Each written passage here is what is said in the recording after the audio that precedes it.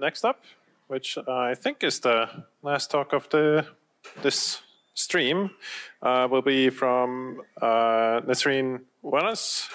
She is a renewable energy engineer from Humboldt University in Germany. And we're going to hear about joint chance constraint optimization. Yeah, thanks a lot. So let me.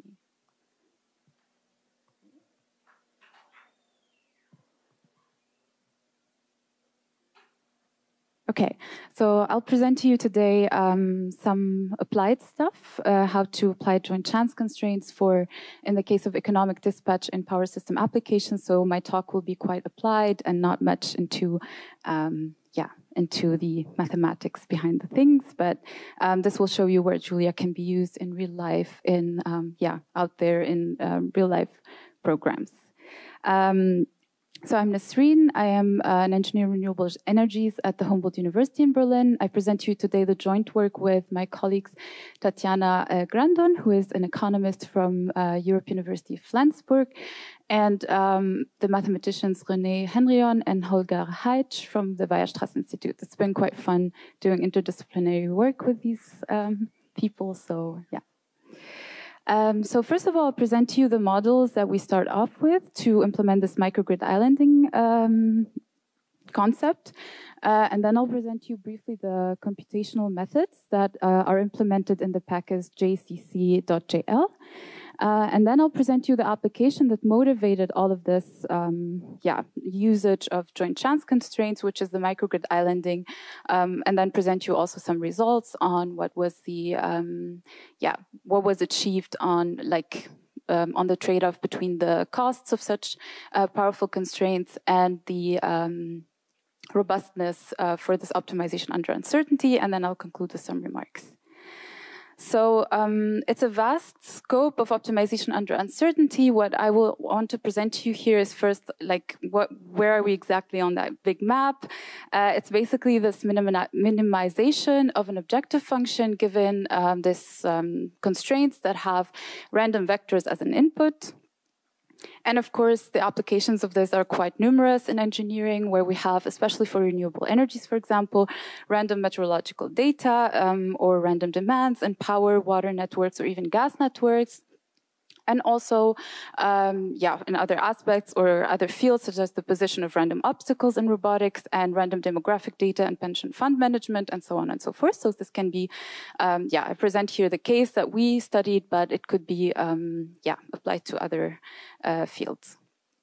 So the common solution is to take a decision before observing the random vector, but what we want to do here is basically have some reformulation of equation number one, such that we can consider the uncertainty of the random vectors.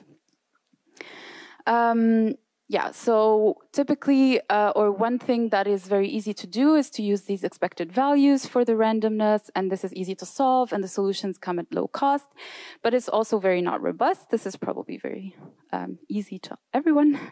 There's also worst case constraints where we try to implement this for all possible distributions or all possible cases, which is absolutely robust, but extremely expensive or does not even exist.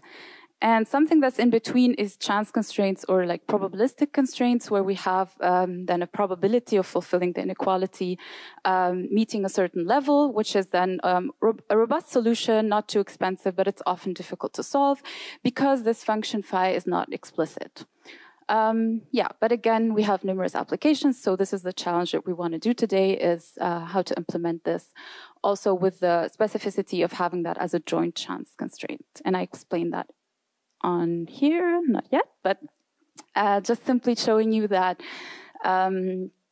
these general chance constraints can have several types. First type is a separable one, where we have the, which is quite common in capacity optimization in stochastic networks, or bilinear models, where we have then a multiplication of the random vector and decision vector, which comes, for example, in blending or mixture problems in chemical engineering, for example. We focus on the separable case, and further options are also that we could either have these chance constraints. When we generate the chance constraints, it can either be joint or individual chance constraints. And I explained this briefly. This is basically that we say we want the we want the inequality to hold for many points in the range, and that all of this satisfies a certain p-level reliability, whereas for individual chance constraints, these are just punctual in time, and it's not like the it's not then like covering all possible like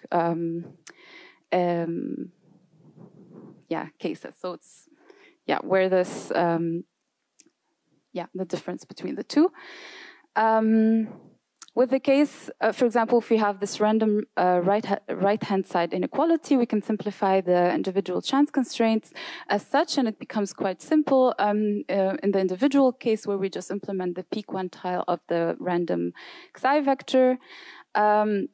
But this model with individual chance constraints maintains deterministic simplicity, so it's quite often a strong numerical simplification. We have linear models, but it is often also the wrong model. For example, in the case of microgrid, or if we have a grid outage, then we want the microgrid to survive, or like the islanding to be successful for all possible points of that outage. So if it starts at time point 1, and we know the outage is 3 hours long, we want the microgrid to survive during the whole time of an outage and not basically in the single points in time. So the joint chance constraints allow these windows of p-level reliability instead of singular points in time, which is basically needed in power system planning. And further on, I will present to you the concept of microgrids and why this is relevant there. But also joint chance constraints lead to these nonlinear models, which increases computation complexity and cost. And so there are quite known structural properties of joint chance constraints, which I will not discuss here, but I can refer you to these many works about the continuity, differentiability, and convexity of these constraints. So the computational methods that we looked into and that we also implemented into the JCC package is, first of all, so we use this for an optimization problem. So we need to provide sufficiently precise approximations for values and gradients of the probability function. And we do this using two methods. The first one is by using quasi-Monte Carlo by the efficient code by Gens. And so what we do there is to analytically reduce the values of the probability functions and the gradients to values of the Gaussian distribution function. And this is quite straightforward, but we can only do this for Gaussian distributions. And another method that we implement is the spherical radial decomposition, where we have, then we use another polar coordinate system such that we can implement nonlinearities also of the nonlinearities of the constraint in the random vector. And then we also have could use this for Gaussian and Gaussian-like distributions. So it's more power, can be applied for more cases than the simple Monte Carlo code. I'll present to you now briefly what we implement in our package. So the package offers functions to compute the multivariate probability function and its gradient using the Gens algorithm. It's already implemented in the function MV normal CDF. So we have that into our in our package, and then also we define the gradients of that probability function. It computes also the multivariate probability function, its gradient using the spherical radial decomposition. And then for user friendliness, we also implemented, how to, like a function that could register the user-defined function and adds it to a jump model to complete the optimization model. So we have a preliminary version of the package that is already online. I still need to work on some things there, so it's not yet the final version, but it will be released very soon officially on GitHub and on the Julia Package Manager. So now I'll present to you the application of that we use this package for. and also how it's being used in a real-life microgrid in Tanzania. So the overall aim is to increase the resilience and reliability of renewable-powered microgrids. And I come to the definition of microgrids in a second, but this is increasingly relevant in cases of advanced grid infrastructure where we have high shares of renewables that are very distributed, and therefore we need to do lots of local balancing of these microgrids that are connected to a higher level grid. But it's also very relevant in cases of poor electricity access, where we have frequent main grid outages and where microgrids are usually very crucial to supplying electricity to a local community. More concretely, the goal is to ensure that the microgrid is able to autonomously serve the customers with a given P-level reliability. And we've been already discussing this with operators of microgrids in several locations about how this can be used for tariff setting regulation, so it's quite policy related, on how to what the tariff is for a certain P-level reliability. That is quite powerful information on how to regulate tariffs. So what are microgrids? They are small electrical distribution systems, usually at low voltage levels. They connect distributed sources of energy generation. So we have, for example, PV, small hydro, diesel gensets. We have dispersed storage units, and also energy loads that can be either sensitive or flexible for shedding and controllability. And microgrids can be connected to the main distribution network or operate in standalone mode, so the islanded mode. And when connected to a higher level grid or to other microgrids, this can be seen as an active distribution network contributing to overall system stability. Yet still capable of working independently in case of faults. Okay, so the challenge in the microgrid dispatch is that although grid-connected microgrids have been basically the future of energy systems in many contexts, they are quite, they're not so easy to plan or to do there are quite many challenges for the dispatch problem. I have on the left here the typical topology of such a microgrid, and that is we have always this connection to the grid, and then we have these power generation side and the power consumption side, and then we have these typical uncertainties where there are, of course, stochasticities in the renewable energy input and also stochasticities in the demand. In the cases of these unreliable higher level grids, we have then also an uncertainty about the frequency of the outages that can happen for the main grid, but also the duration of these outages. And with the model that we present, we are able to cover all of these four uncertainties using joint chance constraints, and I will demonstrate what our results were. So the main concept behind this is to conceptually, we introduce new decision variables that are reserves that can compensate for forecast errors and main grid outages with a P-level reliability.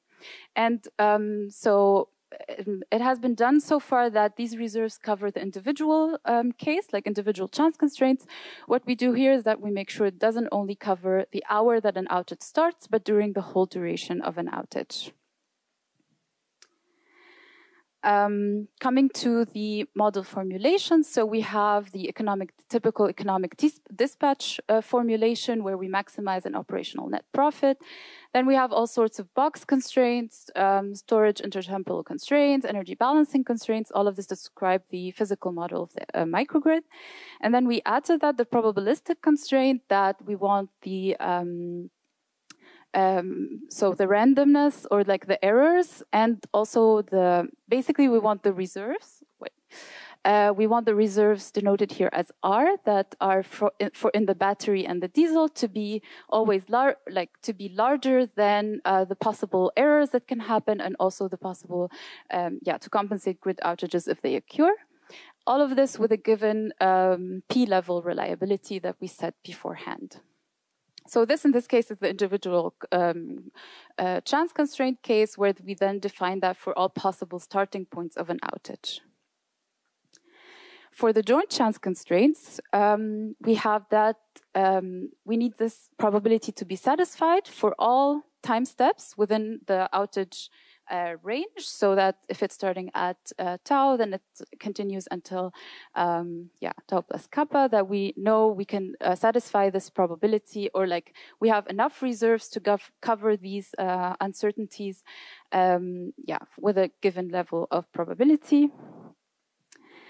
And now I present to you a few of the results. So the case studies where we used this, we used real data about the sizing and the profiles from a running microgrid in Tanzania, supplying around 100 households. We use also real measurement data to get these distributions of the forecast errors that you see here for the first two types of uncertainty that we handle. And what we get is, if you see here, this is the regular the dispatch if we do not consider any chance constraints. And what we have is different dispatches from different generation components. For example, using the diesel component during the night, also some battery discharge during the when we have solar generation, we use that to charge the battery and also export to the grid. All of this to cover the black line, which is the demand that we have in the microgrid. So this, we do not yet consider any chance constraints. Now, if we introduce individual chance constraints, we have with a probability level of 90%. We have a very small change that's more battery charging is happening, a bit less grid export, which comes at a cost of losing some profit from that export that we did. And then if we do it again for joint chance constraints, then we see a lot more diesel is being deployed during the night, thus keeping in more reserves from the battery for the case of an outage. This, I just wanted to show again. This can be also seen again in the battery cycling, for example, that in the regular case, we have less charging than in the individual case. And in the joint case, we have also less discharge during the night here and more charging during the day. So this just to showcase what the optimizer actually did with these reserves. And this is the planned reserves also that so all of this just translates into the same thing that we have for the individual chance constraints, certain reserves that are planned, and for the joint one, we have more of those, in terms of diesel and battery reserves. I wanted to showcase if we take, for example, 10 simulations of the errors that could happen. And this, on the left-hand side, everything that is below 0 would then be a failure of the grid, so that all of that would be load that is just shedded and not fulfilled. And on the right-hand side, you have with an individual chance constraint, then at each of these time steps, if an outage happens, then it can cover it, but not if the outage persists for a few hours. But still, we can see that with 10 simulations, we have the curve is shifted upwards, so we have less violations of that, and that is, in this case, with 10 simulations, always one curve or one possibility that is not satisfying the inequality. Comparing individual and joint chance constraints, we can see that for joint chance constraint, now we're looking at reliability windows. This is if the outage starts at time step 1. This is I chose them randomly, 1, 8, 16, and 24. And then you can see that then it is made sure that it's not violating the probability function over the whole window, ensuring a p-level reliability window. So the example I just presented had 24 nonlinear inequality systems. The decision vector had a dimension of 270, so it's not a small problem. What we had was a loss of profit of very little, 0.2% when using the individual chance constraints, and 0.5% when using joint chance constraints. And this also doesn't yet showcase the value of lost load of an actual outage. So all of those curves that were underneath zero, all of that would be basically load not met or lots of losses for the system. In terms of comparing the two computation methods for the probability functions that I presented earlier on, there were, so the spherical radial decomposition was always around 3 times slower than the Gens code, with an outage duration of 3 hours. It was in this scale of, or like in this speed. And what we did is if we increase the number of, or like the duration of an outage, we see that the two methods converge more towards each other. Since for the Gens code, it is quite dependent on how many,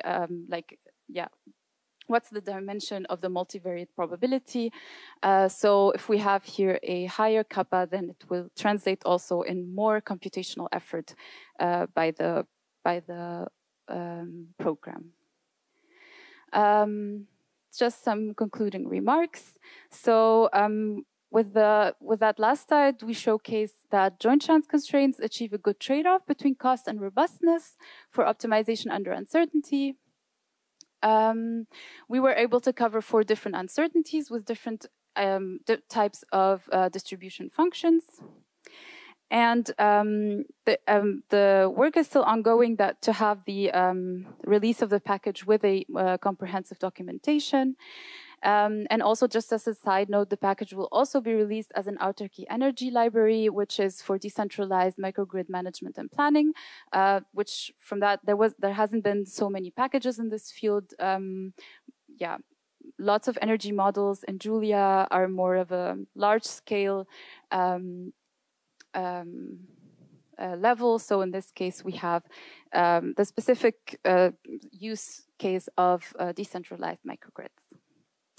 And also another promising thing is that these algorithms will be piloted in 4 different sites, among other in Tanzania and Nigeria, by grid-connected microgrids that are run by microgrid small and medium enterprises, but also energy communities that will make use of the open source codes and the hopefully ease of use of these codes to manage their, or like increase the reliability of their electricity supply.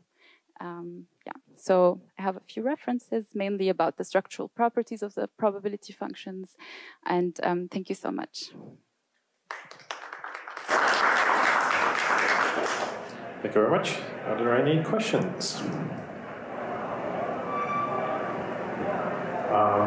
So I have a couple, actually. One is a very naive one. So this is like a kind of, what I saw is like it's a plugin to Jump, right, in a way, or you can plug it into Jump. So I'm not an optimization person. I know very little about Jump, but Jump is like a library of a bunch of different optimizers. So does this work with basically every optimizer, or is it something where like the optimizer has to support these types of constraints? No, so they are. So how it's done is that these probability functions are calculated. So in Jump, there is this possibility to register user-defined functions and give the value and the gradient for that. So it's actually can be used by any nonlinear solver. There isn't any constraint on that. So. Okay, that's very cool. Any questions? Yes.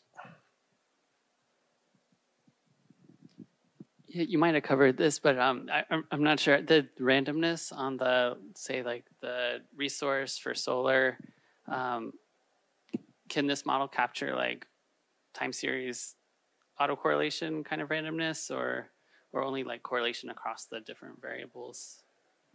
I'm not sure I understand the question. If it's okay.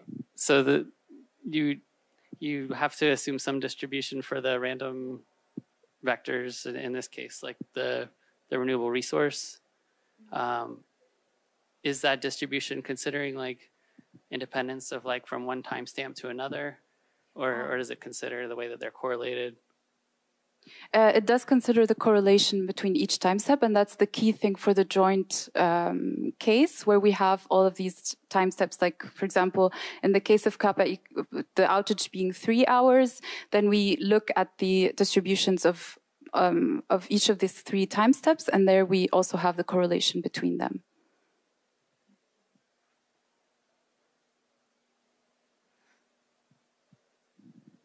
Thank you for a very nice talk. Have you considered the case where you don't have diesel available? So diesel allows you to handle some of the inflexibility.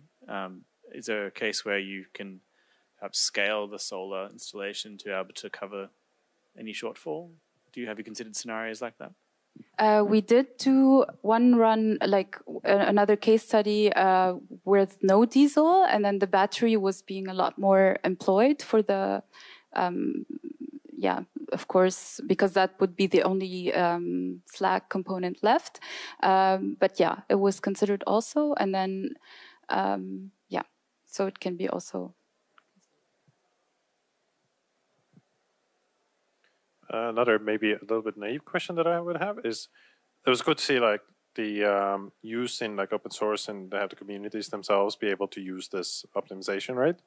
So who is the sort of the customer of this software, I guess? Are we talking about like the energy company, or is it like the controller that's running the PV cells, something along those lines? Or where does it actually run the code in the end? So the concrete context that we have of these pilot projects are, for example, these companies. They're privately owned companies, and they run these microgrids. There would be the one customer. That's the case of the microgrid in Tanzania. If there was also interest, for example, in Germany, which is an energy community. So the concept of that is that a group of individuals just own their energy assets.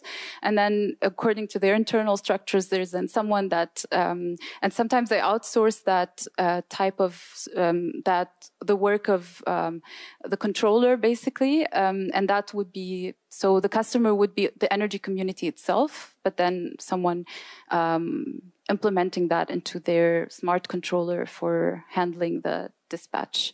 And like the idea is that these dispatches are all then algorithmically implemented, and they are kind of running always in a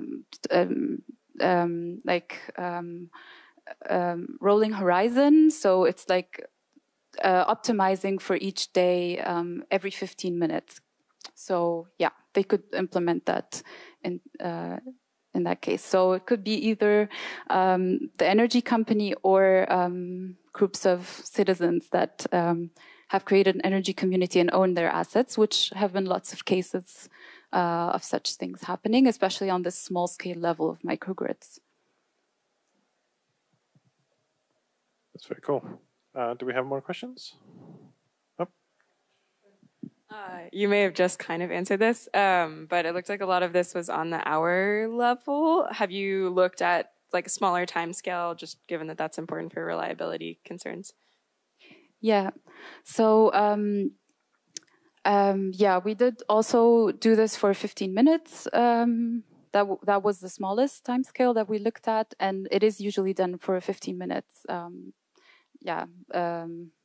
Dispatch to know that. Depending also on how flexible the generation assets that you are assuming you have in your microgrid. So